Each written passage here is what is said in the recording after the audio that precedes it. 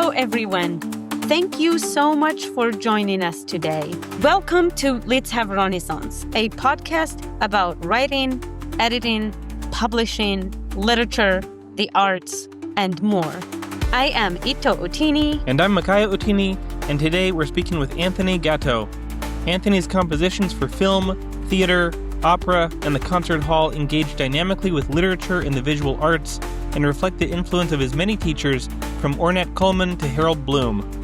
His music has earned support from the New York Foundation for the Arts, the Bush Foundation, the McKnight Foundation, the Fulbright Association, and others. We're excited to be with him today.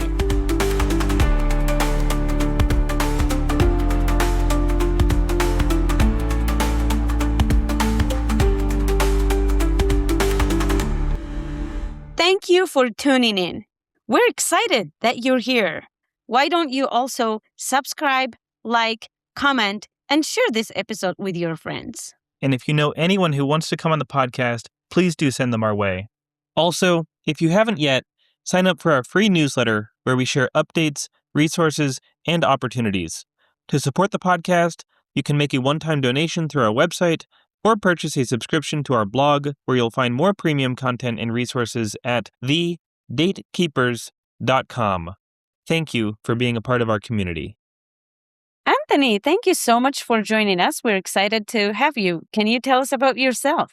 Hi, thanks to you both for your interest in my work. I'm from Brooklyn, New York originally. All four of my grandparents were born in Italy, and I'm happy to say that I was able to grow up in New York. I've gone through many different lives as a musician and composer and music producer. My bigger accomplishments as a producer were music festivals, especially in Minneapolis. I produced a big music festival dedicated to the work of Ornette Coleman, who is a former teacher of mine and who really showed me a path in music after my undergrad days. And a couple of years after studying with Ornette, I went to Yale and decided I wanted to focus on music composition, or I should say, I decided first, and then I applied to Yale. I was lucky to get in, and I've built my career mostly trying to make stage works and as a music professor and contributing to the field as much as I can in these other ways, like music production. What was Ornette Coleman like? Oh, well, As a person? one of the most beautiful people I've ever met, with the exception of my wife, Keiko Sugawara. Ornette was just one of the kindest people, although, as Ethan Iverson, the great pianist, mentioned, he was an alpha as well. There's no question, but he was really warm and welcoming to young musicians who just showed up at his door. And I was hanging out with him for a couple of years, watching him rehearse music, and he's very generous, very warm, very creative. And you might know he's an autodidact, so he just has a really original way of looking at even just common things. It's really inspiring to hang around. He was a really inspiring person to hang around with, and he really helped me on my way. Would you consider yourself a second-generation autodidact? You know, it's a funny thing. I feel like I am a kind of an odd man in the music world because I came to composition, especially really late. I was well in my 20s. I was like a rocker that went into jazz and was really playing by ear. That's why I studied with Ornette as a solution to free improvisation. I was looking to work with him, and then, as he put it, he was teaching me because one day he wanted to join my band, but I never really got that far as a performer. Instead, I went into teaching. Similar to Ornette, I suppose I could say that I never really felt part of the scene. Ornette was a giant, and he showed me that you can look at the world only really in the way that you're able to, and you have to find your own solution. And also, you're probably a lot bigger than you realize. Like, he would always say to me, play like an orchestra. I was an improvising bassist at that time, and he would constantly remind me to play like an orchestra. Don't play just bass, And that idea of like encouraging you to just think outside the box comes naturally when you're not really from the box. But I want to just say, I actually believe all artists really deep down are, in a sense, autodidacts, because even though I've taught composition and I love teaching, I don't think you can really teach an artist very much. I think that we all kind of are able to just get as close as we can to our own instincts and intuitions. I believe that, education and the rigor of a great education or challenging teachers helps you shed light on what you call your intuition. I've thought of it as a way to x-ray your roots in the ground, as if you were a tree, say. And, the ability to see where you're coming from more in a more precise way. But in another sense, I've met people that are, two famous examples are David Lang is a really well-versed, historically trained musician. And Michael Gordon is also trained to some degree, but not nearly as sort of fluent and versed in the tradition. Both of those composers created really substantial bodies of work by one really constantly engaging history and can talk about that engagement fluently from piece to piece, and another who's kind of just making their own path. And however that got synthesized in their own mind, it's not necessarily verbal or something they brought to words even to themselves. Looking back on the trajectory of your compositions, how would you say that the music that you're writing has changed over the years? And what made it change? Well, as you get older, everyone naturally, if they're duking it out day to day and trying to survive and keep their sense of self in this world where we're constantly measuring ourselves to others and so forth, I think what I've done is no different from what most people who have hit my age, I'm in my 60s now, you just kind of know, okay, I was thinking about this as a kind of good professional, but now I really don't see anything in it anymore. And, you slowly find your own voice and you slowly realize what you want out of music. And I think when I was younger, I paid a lot of professional attention to music I really can't listen to very much of today. And, that's the way science works as well. It's not dead end so much as necessary ground to cover. I happen to be old enough to have hit schools at the time when they were sort of transitioning from what we used to call 12-tone music. At the same time as, Jimi Hendrix said, you use all 12 notes in your solo anyway. So I loved both paths at the time. And although I never consider myself a 12-tone composer, I was really invested in trying to dig into that world on every level, including, Wittgenstein's Vienna, so to speak, all the things that were happening in all the arts at that time. As I guess I'm going back to maybe the thorniest thorns of modernism in the 20th century and where they came from. I was really interested in looking at that. I'm wandering off here, but I just like to come back and say, you just slowly figure out what you like and stick to it. And that's what becomes your voice in the end. And did you grow up in a household that was practicing art, or did you end up being different from your other family members? Pretty different. I brought up the idea of being a child of immigrants because I feel like I was given tremendous latitude. And my dad was a writer, a business travel writer, but he had a really big library. And so I grew up in a house with a lot of books. And he was kind of unique among his siblings, among my aunts and uncles, in that he was really interested in reading. So I grew up in a house that had art and paintings. It's important to say, that lower middle class houses with paintings mean poster prints and whatever, but I grew up with the concept and some sort of sense of relevance to the world of art. But no one was a practitioner of that. And my whole extended family is basically working class. And that's where, ultimately, I'm descended from people who couldn't get farm work about over 100 years ago in Italy. So I'm really lucky to have been put in a place where I could go as far as I could, and maybe just because of my own particular madness, not really care enough or be perplexed enough about the future to worry whether, a career in the arts is a worthwhile thing. I just went headlong into it because I loved it. And so I made my own way, really. I have a cousin who entered Harvard Law School the year I entered Yale School of Music. And I just thought that was interesting because that's the American dream as far as I can see. Like, you go really far because you had the opportunity. And if we had all stayed in Italy or been born in Italy, who's to say? We might have been just working on a farm somewhere like everyone else. I agree. I've been here for 9 years, and I would agree with you that America is the land of opportunities. When I landed in America, literally it hit me knowing that if I use my talent, skills, and connections, I will make of myself whoever I wanted to. And now with technology, with opportunities, it's not that hard to make it as an artist. It takes a lot of work, but it's possible. Clearly, yes. I agree. It's wonderful to hear your story. A lot of people think you need permission or they somehow need to find permission from themselves or someone else. As we know, there are many, many wonderful scientists who practice music. There are writers who practice music. So, whatever field you might end up in, or maybe outside of the arts, it will still enhance your life to go as far as you can with any particular art. I mean, I find the prospect of being an artist today more daunting than when I was younger. But as I said before, I kind of had this blind spot to fear of the future. And I guess I just was fortunate enough to squeak through, at least with the life that I was able to live, not having any sort of safety net underneath me.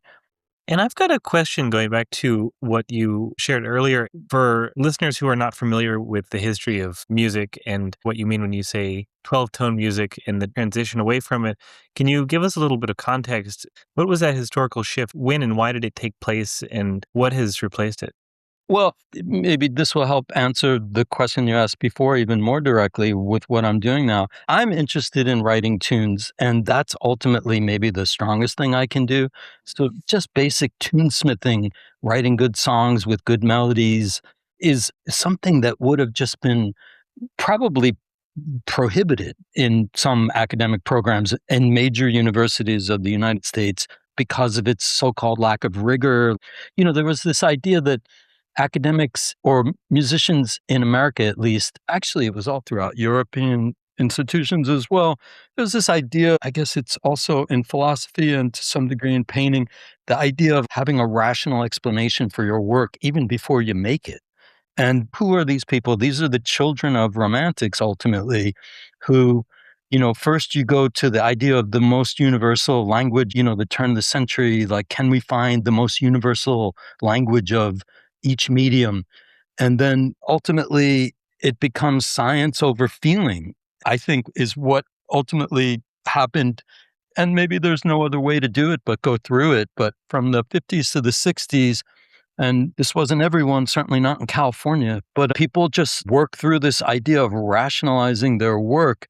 And that's what 12-tone music is about. It's an idea of how can you basically advance the idea of harmony in some, I guess it's more complicated than that, but it comes out of that idea, I would imagine, just because tonal harmony got exhausted. So there was this hyper-rational 1950s, 1960s, and then finally, I think the tides was turning definitely in academia by the 70s. By the 80s, there were significant breaks. Like the bullies in philosophy were the analytical reasoning people. It's like at the same time as the dodecaphonic composers lost their hegemony in the United States academic institutions, so did in philosophy. It went around through all the arts until finally, what do we have now? I mean, there's such a balkanization of feelings about what art should be. And I think why multiculturalism and identity has become an important value is because at least you can discern the roots of certain practices. But the idea that there's sort of a hegemonic version of composing, I think everyone recognizes now is just a fantasy for a few people. That doesn't mean that you can't be critical about art, but there isn't one way of doing anything. I feel like I'm lucky I didn't have to be in the middle of that constriction. And nowadays, I think it's common. Look at a program like Princeton. There's many people composing pop music coming out of Princeton's grad school as there are what composers used to call serious music. Something John Adams said to me once, this was when I was already teaching. So I was in late 30s or 40s. I remember I met him once and was talking about the state of things, so to speak. And he said, if I were young today, I'd start a band rather than say, get the training in the traditional academy and, become a symphonic composer, as he actually did. But what he recognized was the tide had turned on that world. There are still opportunities, but there's so few. The real path is what people like Steve Reich and Philip Glass, which was just to start their own sort of context and by having their own band. And then on the basis of establishing that body of work, they could link back into the legacy world of the symphony and opera and so forth very successfully. And I totally agree with that, except I just came too late to I guess I could have done it, but I just produced festivals instead of my own band, I suppose is one way to look at it for me. Yeah, and I was wondering also, what would you say you've learned from being a producer that you couldn't have learned from being a composer? Well, I mean, the feeling of directly giving, for sure. It's a beautiful feeling.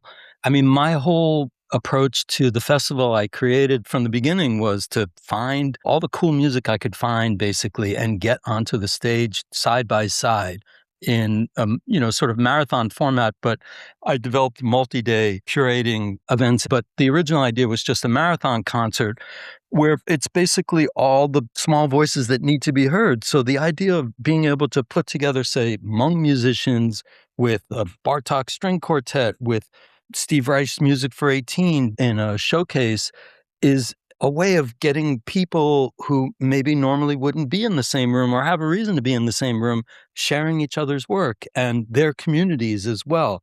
Everyone shows up for their friend's work and then maybe stays for the one before and the one after, or at least.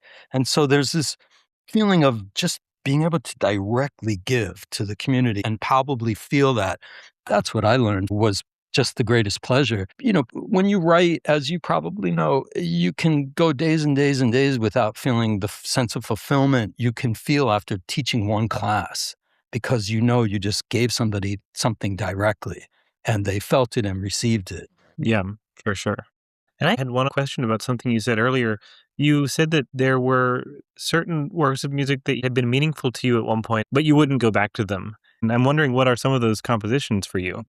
Well, I mean, they're legion, but I think rather than directly naming names, I would rather name names of those few innovators that really led the way, like Schoenberg and Webern and Berg, for example, or like Charlie Parker. You have one or two or three, in this case, four amazing creators with many, many, many imitators, thousands and thousands. Well, maybe among the thousands of people who really felt like they needed to come straight out of that lineage, were really kind of diluting that picture. So rather than name names, I'll say that's the most common thing that happens in the arts, at least in my perspective.